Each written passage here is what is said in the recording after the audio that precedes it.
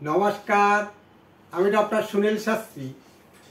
আজ আমি আপনাদের সামনে তুলে ধরব মুক্তারত্ন এবং তার 10টি উপকারিতা।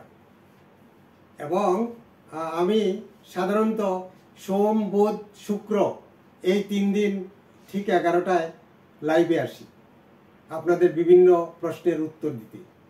তো আজকে আমি বিশেষত মুক্তারত্ন সম্পর্কে বিস্তারিত আলোচনা করব এবং তার 10টি উপকারিতা সম্পর্কে আপনাদের সামনে তুলে ধরব।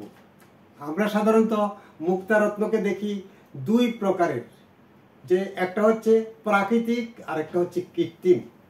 এর মধ্যে প্রাকৃতিক মুক্তার মূল্যবোধ, চাহিদা ও জনপ্রিয়তা খুব বেশি। আর দেখা যায় যে এই মুক্তা সাদা এবং উজ্জ্বল বর্ণের হয়ে থাকে। এছাড়া তবে সেটা কিন্তু পুরোপুরি সাদা নয়, সেটা একটু হলদে কালারের হয়ে থাকে, হলদেটে ভাব থাকে। যে মুক্তা মসৃণ, উজ্জ্বল, সুন্দর, সুগোল এবং শীতস্পর্শ বা ঠান্ডা, ছিদ্র বা ফাটল চিহ্নবিহীন, সেই মুক্তাটাই হলো মুখ্যত শ্রেষ্ঠ মুক্তা। আর মুক্তা সাধারণত সমুদ্র গর্ভের ঝিনুকের মধ্যে থাকে এবং যার সেই যে মুক্তা পাওয়া যায় সেটা সব ঝিনুকে কিন্তু মুক্তা পাওয়া যায় না। হাজার হাজার মুক্তার মধ্যে 1-2টো মুক্তা হয়তো ঝিনুকের মধ্যে পাওয়া যায়। এছাড়া শঙ্খের মধ্যে যে মুক্তা পাওয়া যায় সেটা খুবই মূল্যবান মুক্তা। আর মুক্তা পরীক্ষার উপায়, আমরা কিভাবে মুক্তা পরীক্ষা করব? একটা পাথরের বাটি নিয়ে তার মধ্যে ক্ষার এবং জল পরিমাণ দিয়ে মুক্তা ডুবিয়ে দেওয়া হবে। ডুবিয়ে দিয়ে 2-3 দিন রাখার পরে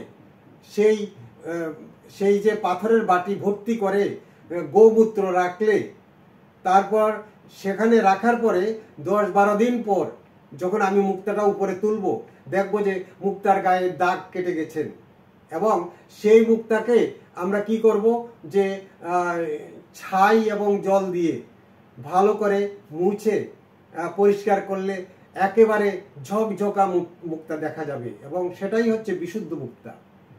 আর পাশাপাশি জ্যোতিষশাস্ত্রে মুক্তাকে চন্দ্রের প্রিয় রত্ন হিসাবে পরিগণিত করা হয়েছে।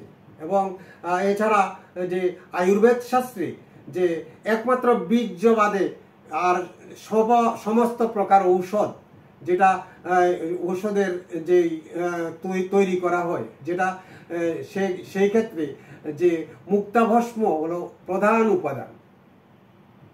আর এছাড়া কৃত্রিম উপায়েও মুক্তা প্রস্তুত করা হয়, যেটা আমরা যে নকল মুক্তা বলে পরিগণিত করি। সেটা প্রধানত প্লাস্টিক জাতীয় যে পদার্থ সেটাতে মিশ্রণ থাকে। আর বেদ পুরাণ বা বিভিন্ন শাস্ত্রে বর্ণিত আছে যে রোহিণী নক্ষত্রের শেষ 15 দ্বন্দ্বে, অর্থাৎ শেষ 15 যেটা আমরা দণ্ড বলি, দণ্ডের মধ্যে যে যদি প্রচুর পরিমাণে বৃষ্টি হয় এবং সেই বৃষ্টির জল সমুদ্রে নিমজ্জিত হলে মৎস্য, শঙ্খ এবং ঝিনুকের মধ্যে মুক্তা সৃষ্টি হয়।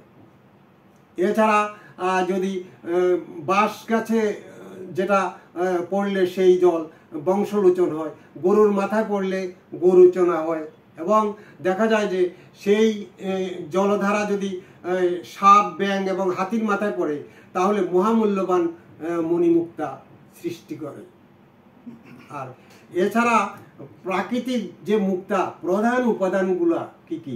ক্যালসিয়াম কার্বনেট গ্লাস আকারে, ক্যালসাইড এবং অ্যারাগনাইট থাকে তার ভিতরে।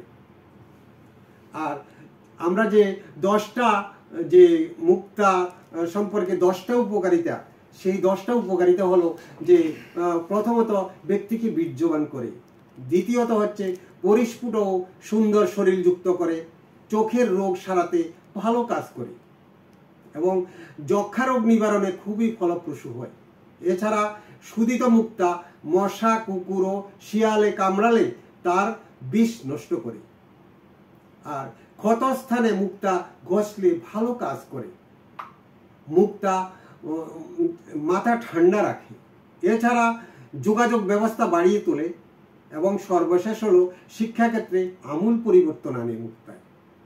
এই 10টা যে উপকারিতা সেটা খুবই ফলপ্রসূ। এছাড়া যে আমরা এই যে মুক্তা, যে এটা কৃত্রিম মুক্তা অর্থাৎ চাষের মুক্তা যেটা বলি আমরা, সেটা দেখা যায় যে চীন, জাপান এবং ভারতে প্রচুর পরিমাণে যে ঝিনুকের মধ্যে সেই চাষের মুক্তা তৈরি করে।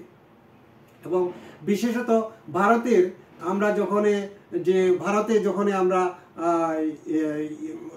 সেই মুক্তা সম্পর্কে আমরা দেখেছি যে ভারতের ক্ষেত্রে যে পুরীতে যখন আমরা যাই, যে পুরীতে যাওয়ার পরে চিল্কা হ্রদে গেলে সেখানে সেই কৃত্রিম যেই মুক্তা, যেটা চাষের মুক্তা, প্রচুর পরিমাণে পাওয়া যায়। এছাড়া বোম্বেতে দেখা যায় যে প্রায় বাড়িতেই দেখা যায় যে বড় বড় টবের মধ্যে সেই মুক্তা চাষ করা হয়, অর্থাৎ ইঞ্জেকশন পুশিং করে বালুর সহযোগিতায় সেই মুক্তা তৈরি হয়। তাই যে একটা মুক্তা সম্পর্কে বিশেষজ্ঞ একজন জ্যোতিষীকে দেখিয়ে আপনারা মুক্তা সম্পর্কে ব্যবস্থা করতে পারেন। এছাড়াও জ্যোতিষশাস্ত্রে দেখা যায় যে হাতের মধ্যে আমাদের যে এটা হচ্ছে চন্দ্রের স্থান, এই যে উচ্চ, মধ্য, নিম্ন চন্দ্র, এখানে যদি কোনো তিল, স্পট, ক্রস, জব এবং জাল চিহ্ন থাকে তাহলে আপনারা মুক্তা ব্যবহারে সাজেস্ট করতে পারেন, মুক্তা ব্যবহার করতে পারেন। এছাড়া যে একটা ভ্রমণ রেখা থাকে, এই ভ্রমণ রেখা যদি কাটাকুটি থাকে তাহলে সেখানে আপনারা মুক্তা ব্যবহারের জন্য সাজেস্ট করতে পারেন। এছাড়া আমরা দেখেছি যে জ্যোতিষশাস্ত্রে চন্দ্রগ্রহ যদি নিচস্থ হয় এবং সে যদি অশুভ গ্রহের দ্বারা যুক্ত বা দৃষ্ট হয়, বা যে দেখা যায় যে চন্দ্রগ্রহ দেখা যায় যে ষষ্ঠ, অষ্টম, দ্বাদশে আছেন, তাহলে আপনি মুক্তা ব্যবহার করতে পারেন। এছাড়া দেখা যায় যে অশুভ গ্রহের দশা অন্তর্দশায় মুক্তা ব্যবহার করতে পারেন।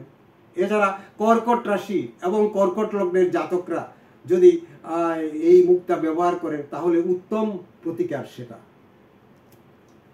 আমরা সাধারণত মাঝে মধ্যে দেখে থাকি যে যারা যে ফেসবুক মাঝে মাঝে দেখা যায় যে বিভিন্ন কালারের মুক্তা, অর্থাৎ লাল, গোলাপি, হলদে, কালো, বিভিন্ন কালারের মুক্তা দেখতে পাই।